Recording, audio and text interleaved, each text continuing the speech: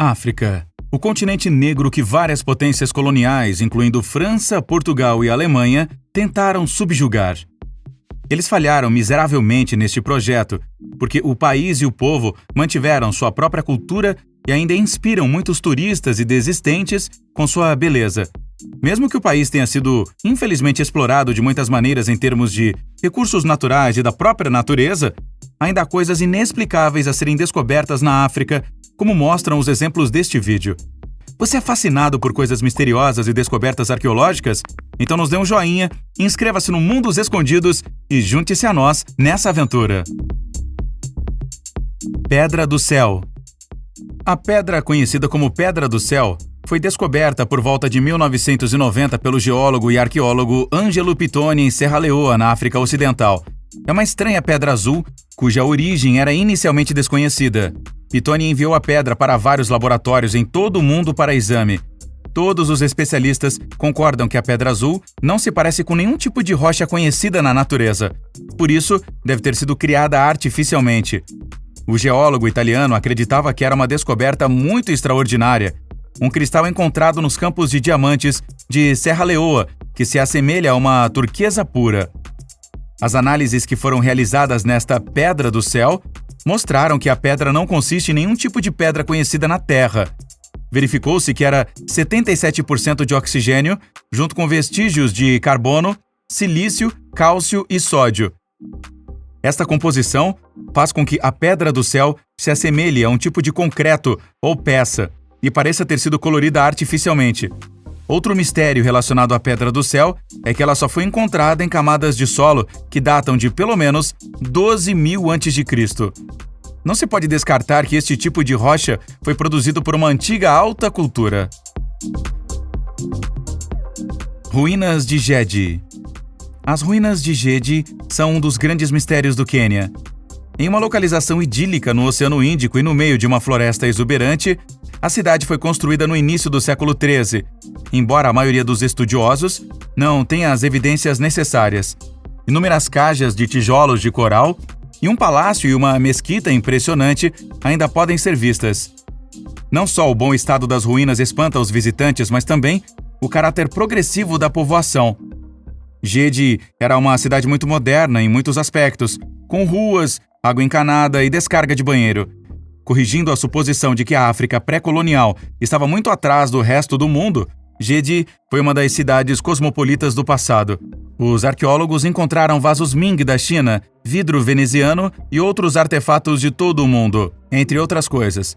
Este pupurri da história é uma prova clara de que os residentes muçulmanos da cidade costeira do Quênia realizaram um comércio vigoroso com culturas externas à sua e construíram um império incrível que agora foi engolido pelas florestas tropicais da costa. A área agora foi declarada Parque Nacional. Ilha Remota. A ilha de Anjouan, localizada no coste leste da África, consiste principalmente de rocha vulcânica escura. Mas os pesquisadores agora encontraram formações de pedra na ilha que não deveriam realmente aparecer lá. É quartzito, uma rocha metamórfica que se forma a partir do arenito, como ocorre no leito de um rio ou delta, e não como em uma ilha vulcânica. As pedras foram encontradas perto de um vilarejo nas montanhas chamado Tsimberhou, situado entre as encostas vulcânicas densamente arborizadas. Durante a pesquisa, descobriram que uma crista próxima chamada Rabakari Ngani é quase a metade feita de quartzito. De alguma forma, essa rocha entrou na bacia do oceano entre a África e Madagascar, que não deveria conter nenhum quartzito. Novas espécies de povos pré-históricos na caverna da África do Sul. Cientistas anunciaram a descoberta de 15 esqueletos parciais que pertencem a uma espécie provavelmente desconhecida do homem pré-histórico.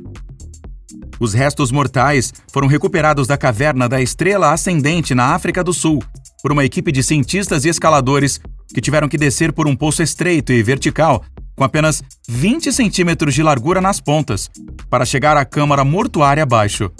No total, mais de 1.500 fragmentos ósseos foram descobertos, a maior descoberta paleoantropológica de seu tipo na África. Os cientistas acreditam que os restos mortais podem ter vindo dos primeiros membros do gênero Homo, ao qual pertencem os humanos modernos. O recém-descoberto Homo naledi certamente lançará mais luz sobre a evolução da humanidade. Os 15 esqueletos parciais mais bem preservados incluem machos e fêmeas, bem como indivíduos idosos e jovens. Círculos de pedra da Senegâmbia. Os círculos de pedra da Senegâmbia estão localizados em uma zona de aproximadamente 100 km de largura e 350 km de comprimento ao norte do rio Gâmbia e compreendem 1.053 círculos de pedra, com um total de 28.931 monólitos. 4 grupos representativos desses círculos foram selecionados para a inclusão na lista do Patrimônio Mundial, em 2 locais na Gâmbia e no Senegal.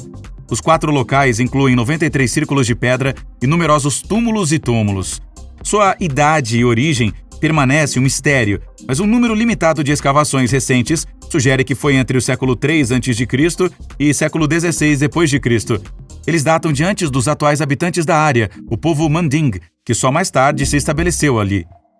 Evidência mais antiga da fabricação de ferramentas de pedra. Nossos ancestrais estavam familiarizados com a fabricação de ferramentas de pedra ainda antes do que pensávamos, cerca de 700 mil anos antes. Este é o resultado do projeto arqueológico de West Turkana, WTAP. Os arqueólogos encontraram os primeiros artefatos de pedra em um local chamado Lomekwi 3, na margem oeste do lago Turkana, no norte do Quênia, datando de 3,3 milhões de anos. Essas ferramentas lançaram mais luz sobre um período até então desconhecido do comportamento dos hominídeos e podem nos dizer muito sobre o desenvolvimento cognitivo de nossos ancestrais, que não podemos entender apenas com os fósseis, dizem os cientistas. A descoberta também refuta a suposição de longa data de que o Homo habilis foi o primeiro fabricante de ferramentas. A vida não era fácil para animais de estimação de elite no Antigo Egito. Para os antigos egípcios, possuir um zoológico de animais exóticos significava poder e riqueza. Mas os restos mortais de babuínos, hipopótamos e outros animais domésticos da elite, enterrados há mais de 5.000 anos em um cemitério perto do Nilo, revelam o lado negro dos símbolos de status da época. Esqueletos de babuínos encontrados em uma sepultura carregam dezenas de ossos quebrados de mãos e pés, sugerindo espancamentos punitivos. Pelo menos 2 babuínos apresentam fraturas de aparamento clássicas, braços quebrados, que normalmente ocorrem ao tentar proteger a cabeça de um golpe. Um hipopótamo quebrou a perna ao tentar se libertar, e um antílope e uma vaca selvagem também apresentam ferimentos que provavelmente estão relacionados ao fato de terem sido amarrados. Os zeladores da época definitivamente tinham problemas com o tamanho correto dos animais, porque os meios práticos de manter os animais em cativeiro não eram tão bem resolvidos como são hoje. Os animais foram encontrados no antigo cemitério de Hierakonpolis, uma cidade que floresceu muito antes de o Egito se tornar um reino unido governado por faraós. As escavações desenterraram 2 elefantes, um leopardo, 2 crocodilos e os restos mortais de outras 9 espécies exóticas, enterradas perto de túmulos de cidadãos poderosos. Em nenhum outro lugar do Egito, os arqueólogos encontraram tamanha quantidade de antigos animais de zoológico que provavelmente foram sacrificados após a morte de seus proprietários. Os pesquisadores chegam ao fundo dos contos de fadas. Círculos de fadas são lacunas redondas na pastagem que são distribuídas de maneira muito uniforme pela paisagem e ocorrem apenas ao longo do deserto de Namibe, no sul da África e em partes da Austrália.